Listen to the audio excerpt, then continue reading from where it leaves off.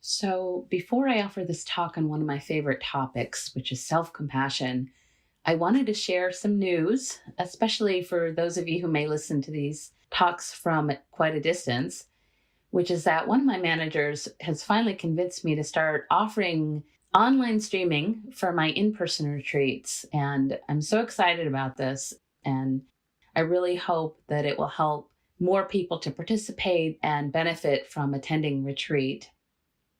And if you're interested, we'll be offering this starting with a day-long retreat June 11th from 9:30 to 5 p.m. Eastern Standard Time, where we'll be exploring how to free ourselves from fear and worry. And if you happen to live within driving distance of Berryville, Virginia, there are still some spots left as of this recording if you'd like to join us in person. In the meantime, I chose the theme of self-compassion for this month's talk for many different reasons. And the first is that I think that it is something that we absolutely all could really use right now. And the second is that it's also something I've been personally leaning into these days, again, for many different varied reasons. I also very firmly believe that self-compassion is something we actually always need to remind ourselves of and practice really on a daily basis, especially for those of us actually who live in the West, because this doesn't seem like something that comes naturally for us, self-compassion. In fact, studies have shown that we seem to do exactly the opposite, which is to give ourselves an unnecessarily hard time or beat ourselves up somehow, maybe especially during those times when our own compassion is what is most needed. About 30 years ago now, during one of the very first international Buddhist teacher meetings, where the Dalai Lama was the main speaker, a group of Western teachers asked him how they might help their students work with feelings of unworthiness, self-criticism, shame, and self-hatred. And apparently the Dalai Lama was just totally confused by this. He could not comprehend the word self-hatred. He was so baffled, in fact, that he spent a full 10 minutes conferring with his translator, just trying to understand. And when he thought he had finally understood, he asked these same Western teachers if they experienced these feelings themselves personally. And each one of them nodded. And the Dalai Lama said, "But that's a mistake. Every being is precious. Every being is precious." And as the Dalai Lama would go on to explain, not only is every being precious, but each one of us also deserves our own compassion. Because according to the Buddha's first noble truth, we all experience suffering, each one of us.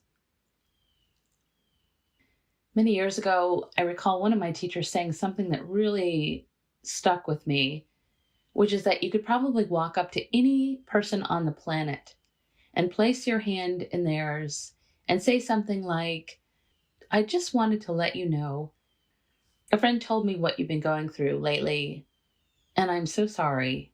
That sounds really hard." And almost everyone would just nod and say, "Thank you. Thank you." So often when we're experiencing difficulty in our own personal lives, our tendency is to think that we're in some way alone.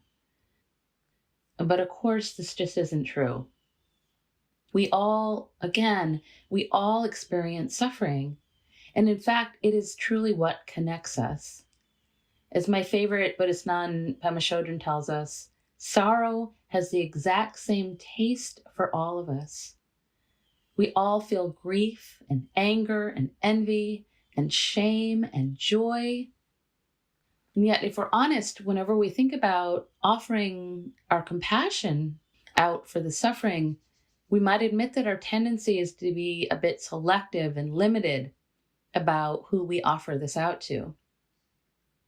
So what happens is that we often tend to forget this truth of our interconnection, and we tend to judge people either as worthy or unworthy of our compassion. So just for instance, might be really easy for us to offer compassion to our beloveds, our friends and family, and people we somehow find easy to love. It might also feel easy to offer compassion to those who are in obvious pain, or maybe those who are suffering in ways that seem extreme. But it is often so much more difficult to offer compassion to those who seem to be enjoying what appears to be good conditions in their life. It'd be very good conditions in our eyes. And it's especially difficult for us to offer compassion to those who we feel are somehow engaging in harmful actions. Really hard. And yet, as we all maybe know, the person that we tend to find it the most difficult to offer our compassion to is often ourselves. And in fact, many of us tend to judge ourselves more harshly than we do almost anyone else on the planet. But as the Buddha so wisely taught us, searching all directions with one's awareness, one finds no one dearer than oneself. Searching all directions with one's awareness, one finds no one dearer than oneself. What this means is that whenever we ourselves are in pain, we are as much in need of our compassion as anyone else. We are equally deserving of it. And of course, others also deserve our compassion, but they are not more deserving. They are not more deserving of it. This is a really important distinction. And the problem is, whenever we're experiencing pain or disappointment for whatever reason, instead of offering ourselves our compassion, there's a strong tendency within us to make it, the suffering, and therefore ourselves, in some way wrong. In other words, we tend to experience what I affectionately like to call a case of the shoulds, where we're shoulding all over ourselves in some way. And so often, in times of suffering, if we could just stop and take a closer look at the content of our minds, we might actually notice whole sentences or phrases or words like, I shouldn't, or I should, or he shouldn't, or should, or she shouldn't, or they shouldn't, or it shouldn't be, or it should be, etc. You might even just take a moment right now and recall whatever you're struggling with in your life right now, and ask yourself if there are any shoulds lurking about. Just take a moment to think about that. Are there any I should, he should, she should, they should, it should, etc.?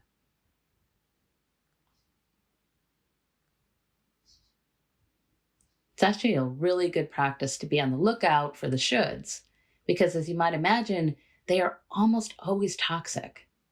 And they are especially toxic when they are directed at ourselves. Since when we're judging ourselves in this way, we tend to believe that we are somehow undeserving of our own understanding and compassion. At the same time, whenever we're experiencing difficulty, instead of offering ourselves compassion, what we tend to do instead is to overwork our thinking mind and try to talk or think ourselves out of whatever we're experiencing in some way. So for instance, instead of just feeling whatever we're feeling, we tend to employ a whole host of avoidance strategies, most of which are learned and habitual.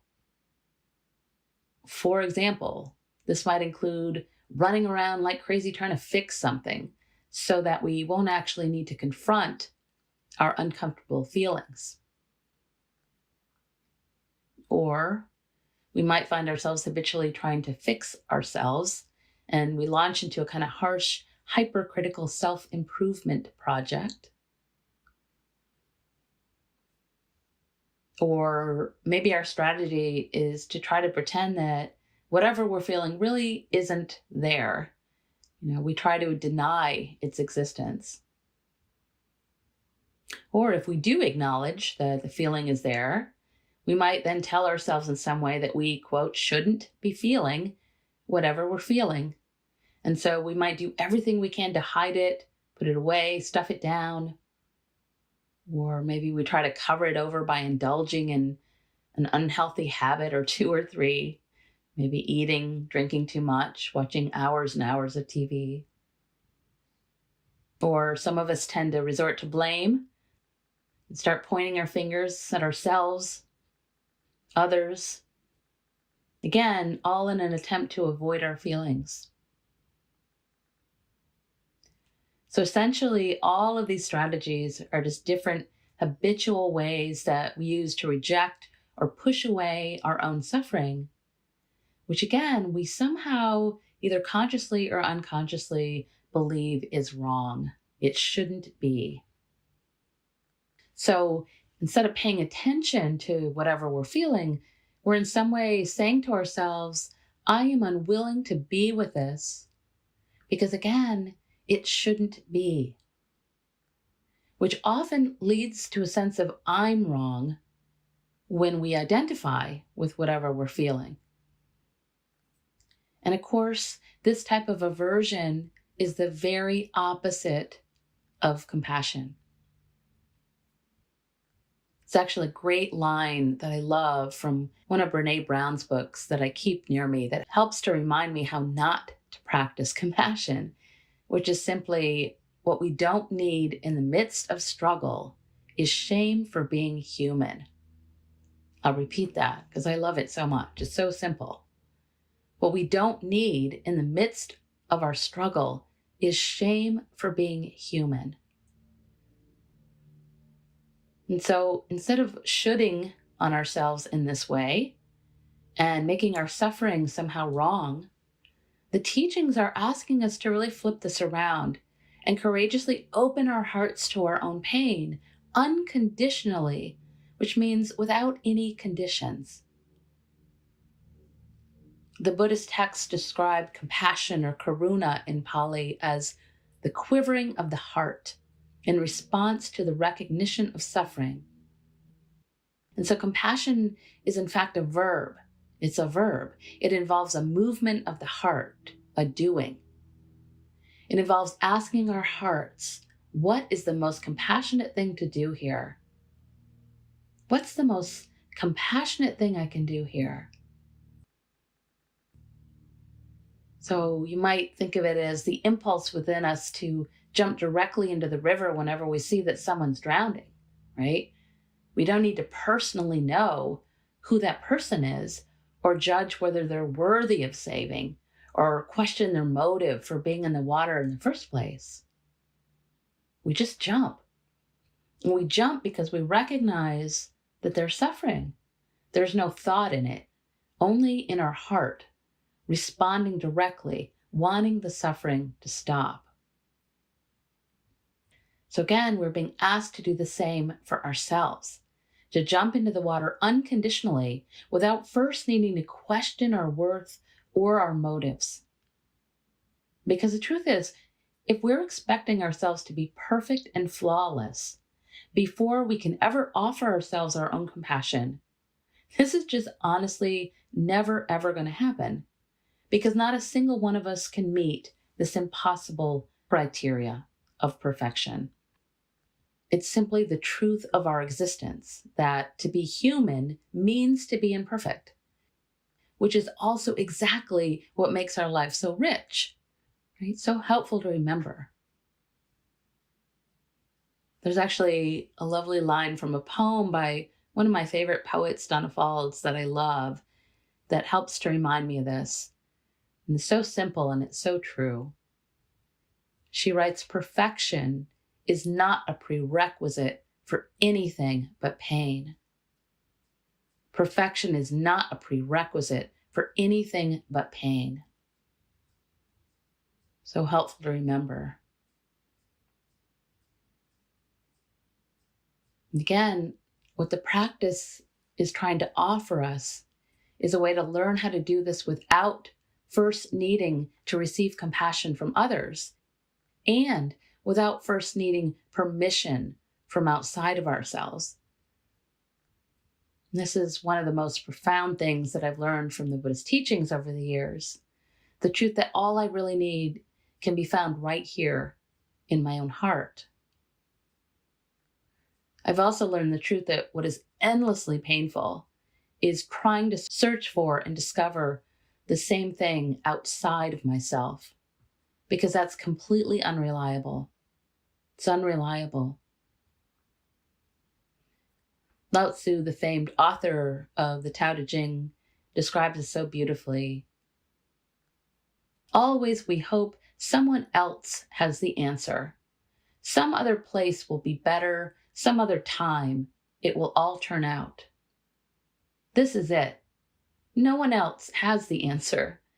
No place will be better, and it is already turned out. At the center of your being, you have the answer. You know who you are, and you know what you want. There is no need to run outside for better seeing, nor to peer from a window. Rather, abide at the center of your being, for the more you leave it, the less you learn. The more you leave it, the less you learn. And so how do we begin to do this? Offer ourselves our own hearts. To start, we first need to become aware that we are suffering in the first place. And as we all know, this part isn't always easy. And besides all of our habitual strategies to avoid feeling this, many of us have also been conditioned culturally to care more about the suffering of others than for ourselves. So sometimes we just don't even realize our need for our own compassion. And so this is where our practice can really come in, when we can learn to slow down long enough to courageously and honestly look into the nature of our minds and discover what we have been saying to ourselves. What we've been saying to ourselves. We can also learn to recognize in our bodies, which are our homes, that something feels painful. Something needs to be heard and paid attention to. Something in our heart and body maybe needs to be held. And once we can recognize this, we can then stop and really listen. Again, without making any of it wrong or trying to fix anything. So this is the kind of deep listening that simply recognizes and acknowledges what we're experiencing in the moment. So just for a moment, you might even consider this question. Whenever you're feeling sad or angry or disappointed, who do you really want to be with you? Who would you really want to be with you? Is it the frustrated person who maybe blames you in some way?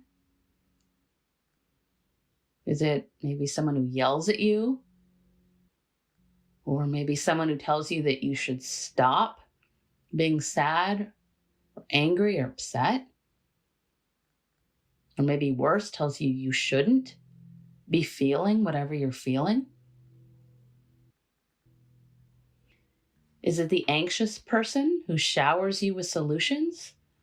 Or maybe unsolicited advice that we also love?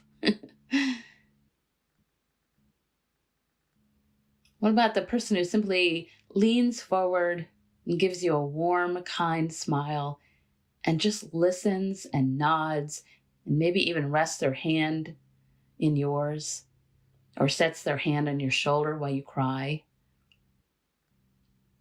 And maybe that person hands you a tissue as the snot is running down your nose and laughs with you, or maybe just simply holds you.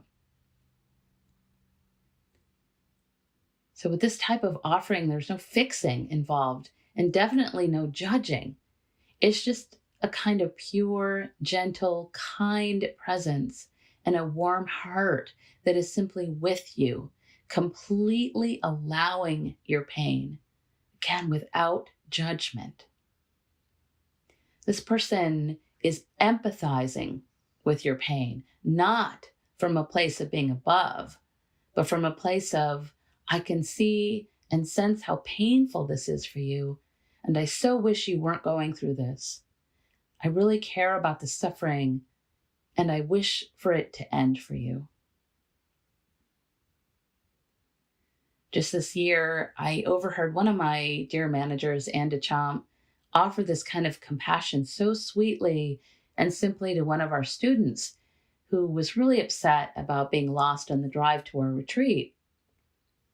After Anne had led her there over the phone, and the student had arrived safely, she hugged Anne and thanked her for her patience. And I heard Anne reply, "No worries, I could hear me in your voice. No worries, I could hear me in your voice." I just love that because this is exactly what we want to learn to do for ourselves. It is the essence of self-compassion. Over the years, I've learned some very simple affirmations from the teachings that can help us to connect to this kind of unconditional kindness and compassion. And I'd like to offer some of these to you. These are some phrases that you might even put on a sticky note if one jumps out at you and really resonates. They're helpful to remind you to be kind to yourself. And the first one is so simple. It's 5 words from the teacher Sylvia Boorstein, but I personally think it is the most powerful one. It's simply, "Sweetie, you are in pain. Sweetie, you are in pain." I so love that one because right off the bat, it's just immediately kind.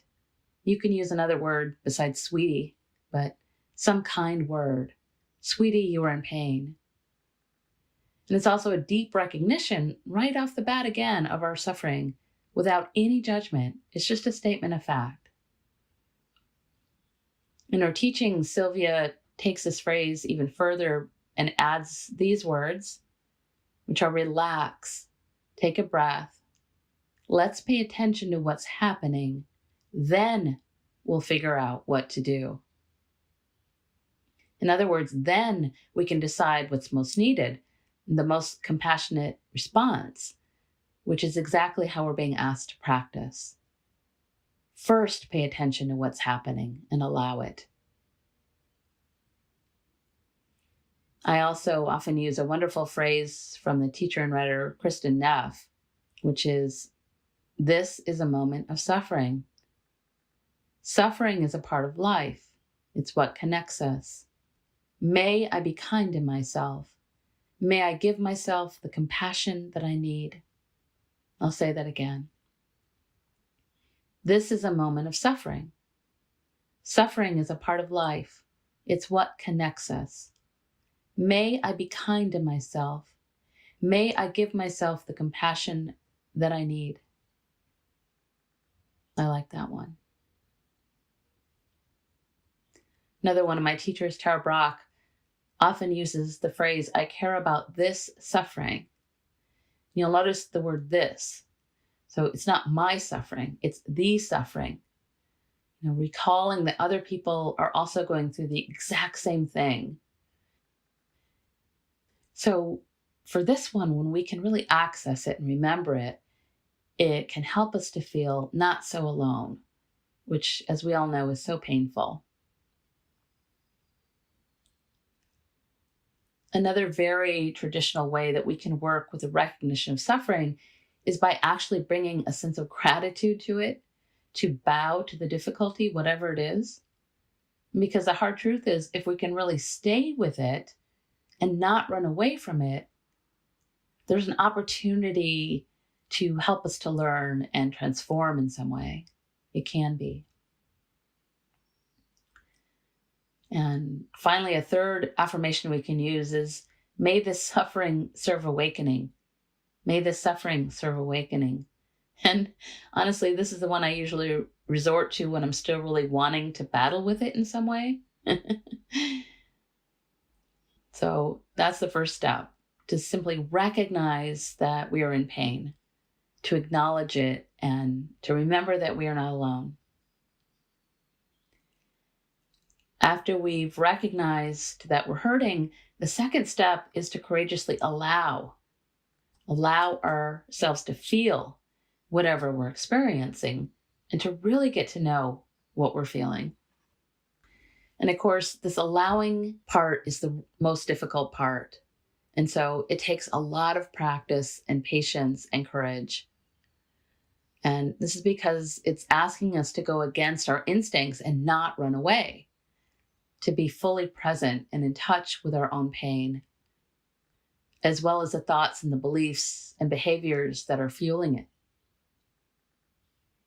In the words of author and Buddhist scholar Joanna Macy, we are learning to, quote, sustain the gaze. Sustain the gaze. Or as Rumi urges us, don't turn away. Keep your gaze on the bandaged place. That is where the light enters you. That is where the light enters you. As a writer, I like to remember that the letter A in allow has a really sharp point, and that we all want to avoid getting poked or stabbed by it, which is why we tend to try to jump over it. We jump over it, which sadly really never ever works.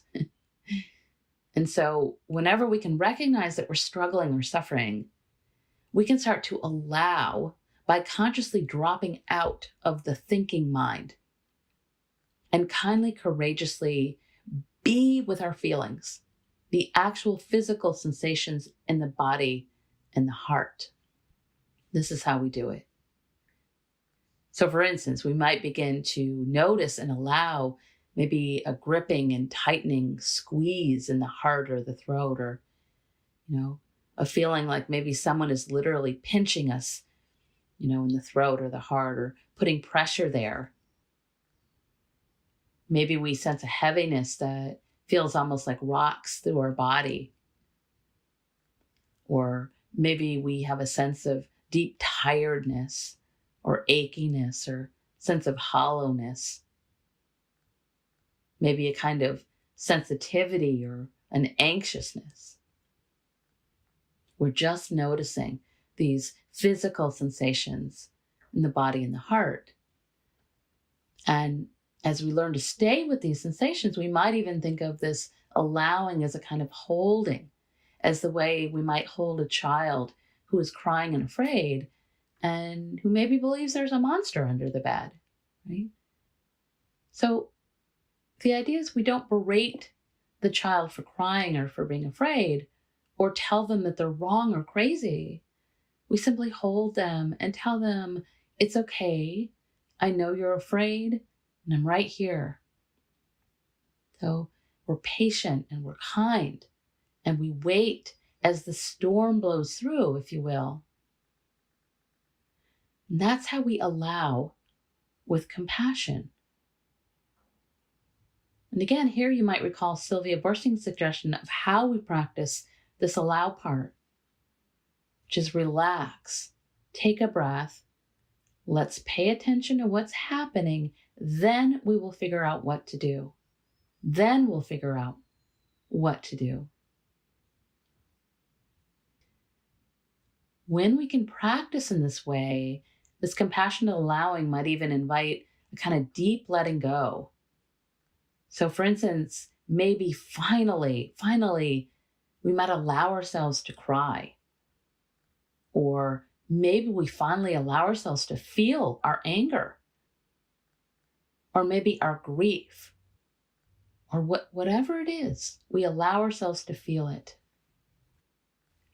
And this kind of letting go very often involves letting go of our strong sense of defensiveness. Our tight grip or our tight holding on. The great teacher Ajahn Chah, who is the teacher of my teachers, once so wisely told us, if you haven't wept deeply, you haven't begun to meditate. If you haven't wept deeply, you haven't begun to meditate. It's so true. So after our defenses have fallen away and we finally allowed ourselves to feel whatever we're feeling, then we can start questioning what we're believing. And again, this mostly means questioning our shoulds. Questioning our shoulds. So to go back to that child who is maybe frightened by the monster, once the child is calmed down a bit, we might start asking some gentle questions like maybe, what are you so afraid of? Or why do you believe there's a monster under that bed, etc. And when we're offering ourselves this kind of compassion, we want to ask our feelings these questions. Because remember, this is not an intellectual process. We are not going to the thinking mind. This is not going to your therapist's office to try to figure this out. We actually want to drop out of our analytical, judgmental mind and go directly to the feelings themselves, to our wise hearts. So, for instance, we might ask our hearts, feeling, what are you believing? Feeling, what do you need? Or anger, what are you believing? Or sadness, what do you need, etc. And as we do this, we might start to recognize that the beliefs that are fueling our suffering aren't necessarily true, even though the feelings themselves are very true. The phrase Tara Brach often uses is real but not true, which means the feelings are absolutely real, but the beliefs really may not be, usually aren't. So for instance, if we might be terrified of the monster under the bed, and that feeling of being terrified is real, but our whole monster story might not be true at all. And at this point, after we spent some time listening to our bodies and our minds and our hearts, and have offered ourselves our compassion, then we can begin to access our wisdom. And in the teachings, wisdom and compassion are often considered the two wings of practice, like two wings of a bird, which means we really, truly cannot access our wisdom without compassion, because the two balance one another out. So once we have our wings, then we can decide for ourselves if our beliefs are true or not. And here, we can also decide what is most needed. What is the best response here? What is the wisest, most compassionate response to the suffering or to this situation? Again, the trick is not to ask the thinking mind for the answer, but to stay intimately connected to the heart, which actually contains a much deeper wisdom. Many years ago, during a longer retreat I was on, I was really struggling with finding compassion for myself after the sudden death of a very good friend of mine, an old retreat manager, actually. And looking back on it, I think the grief was just so incredibly overwhelming that I just couldn't seem to allow myself my own grief. And I was completely caught up in a big case of the shoulds. It shouldn't have happened. I shouldn't have done this or that. I shouldn't have said that. I shouldn't have allowed myself to enjoy the peace of this walk or, the retreat itself, because my friend couldn't enjoy it with me. She wasn't there. I had such a big case of the shoulds. And in one of my darker moments during a longer meditation, I had a vision suddenly of this gigantic woman. She was as big as the sky, just huge. And then as I continued meditating and visualizing this, I became that woman. And as this was happening, I imagined and even felt like this small mouse-like thing trying to crawl up my shoulder, right, in my mind. And I just kept pushing it away again and again. I didn't like that. And after a while of this, I finally just let go and let this mouse in my mind crawl up on top. And when it did, I almost actually felt it crawling up onto the top of my head and just curling up there. And what I realized was that it just needed to curl up and feel held. And then I suddenly realized that this is what I had been needing too.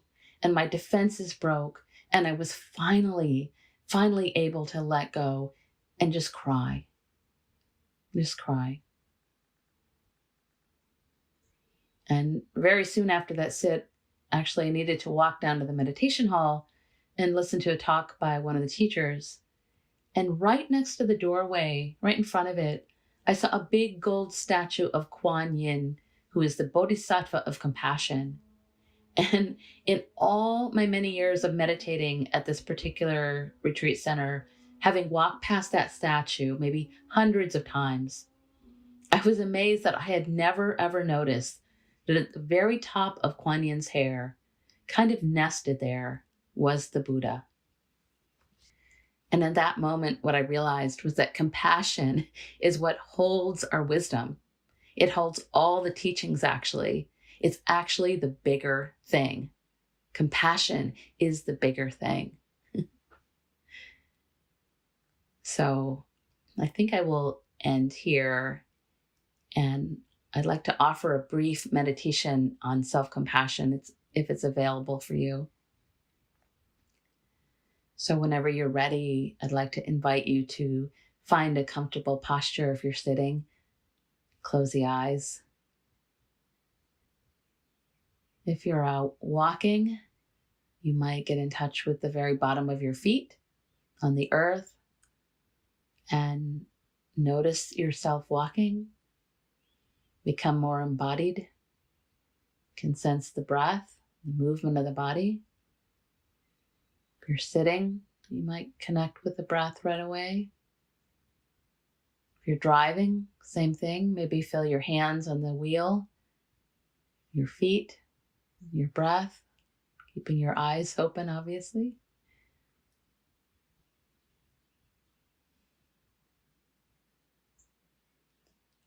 If it's available, you might even take one hand or both and place it on the heart, or one hand on the heart and one on the belly, breathing into the fingers, connecting with the body and the heart, dropping out of the thinking mind as much as possible, going right into the body.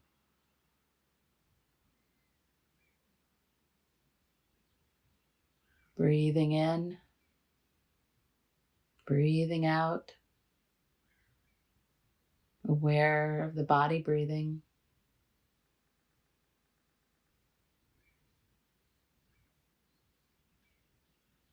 You might even add a very slight smile to the corner of the eyes and the lips. Never ever as a way to cover over anything. It's simply as a way to invite friendliness, compassion, kindness here to your practice, as if you're sitting with a friend.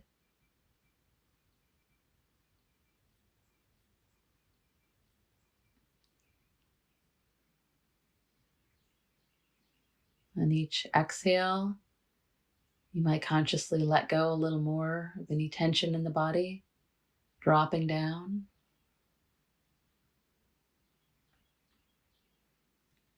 You might sense your sit bones and the weight of the body being held by the earth. Feel supported and held by the earth.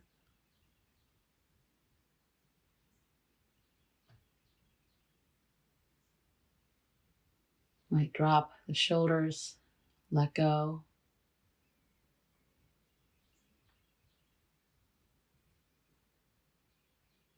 Might even notice the whole face area, let go here a bit. Softening the eyes, forehead, all the little muscles in the face.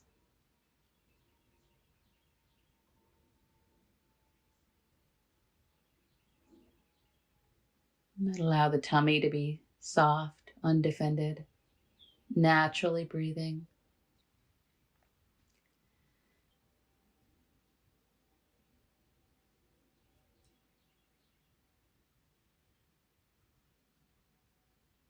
And I'm going to invite you, as you're ready, to see if you can imagine breathing directly into the heart area. Maybe even visualize the heart space. You might imagine letting some of the defensiveness start to loosen. What might that look or feel like? You can imagine that. Letting the heart expand a bit more, be a little more vulnerable, less closed and tight, constricted.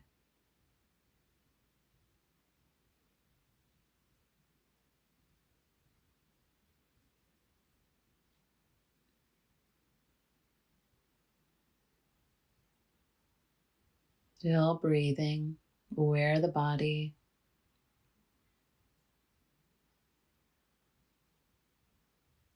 Maybe even bringing again a sense of kindness, care, compassion to the heart.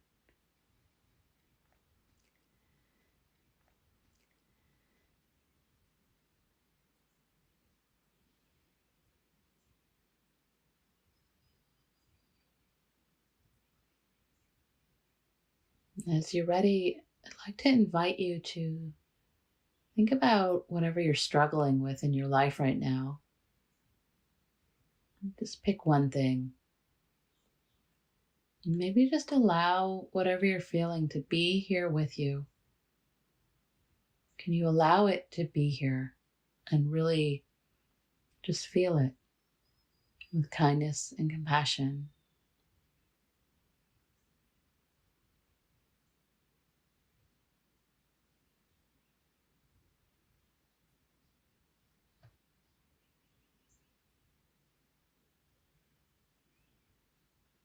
And as these feelings begin to show themselves more and more, you might try on some of these phrases that I offered.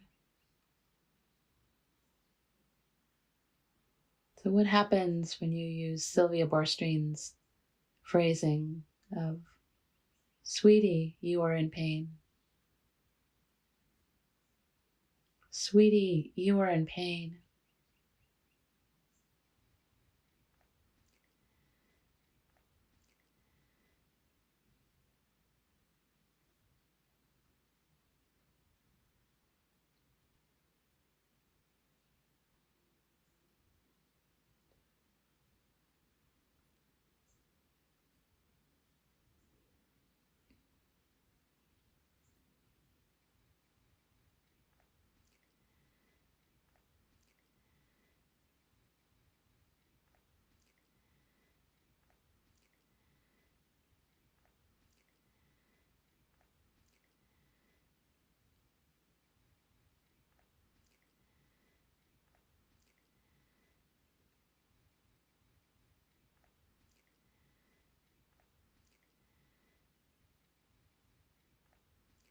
As you continue now, you might try on the phrasing from Kristen Neff.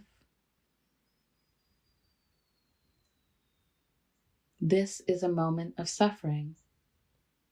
Suffering is a part of life. It's what connects us. May I be kind to myself. May I give myself the compassion that I need. This is a moment of suffering. Suffering is a part of life. It's what connects us. May I be kind to myself. May I give myself the compassion that I need.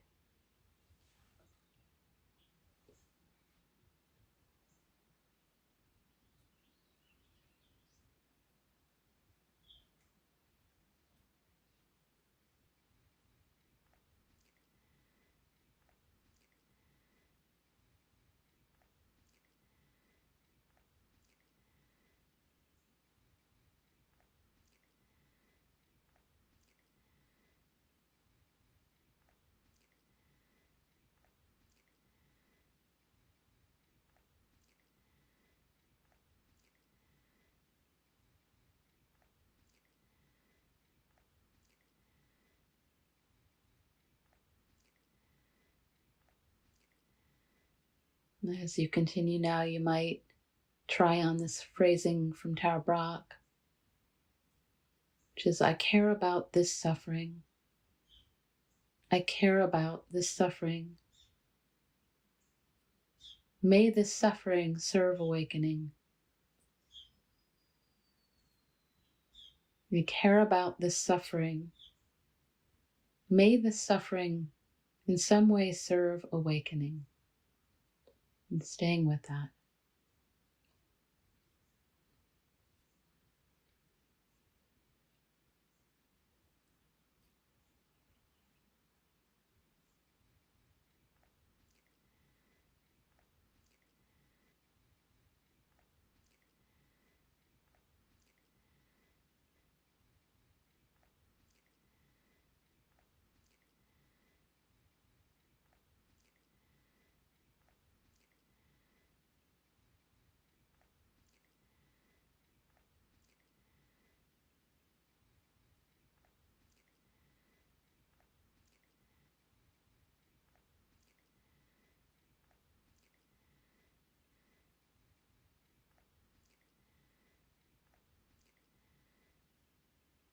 And finally, with the eyes still closed, I'd like to invite you to listen to some encouragement from Kristen Neff, who wrote a book on self-compassion.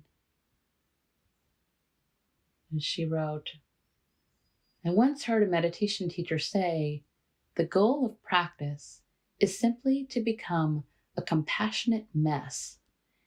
Think about that. If your goal is just to be supportive, helpful, and compassionate towards yourself, whatever occurs, your goal is always achievable. You learn to embrace the mess as the full expression of experiencing human life. It's not like you reach a state of balance and then stay that way.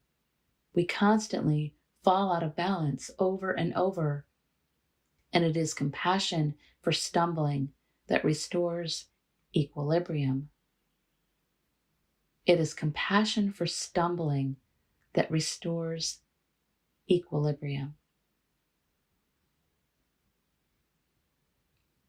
Namaste and blessings.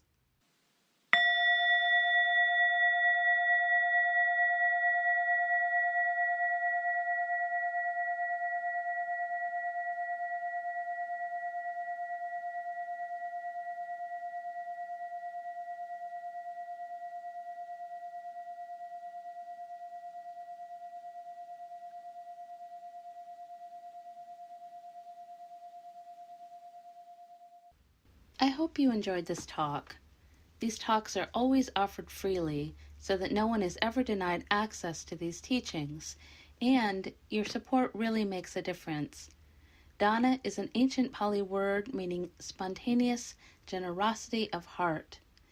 If you feel inspired to offer dana, you can do so by visiting my website at www.mindfulvalley.com. Thank you so much.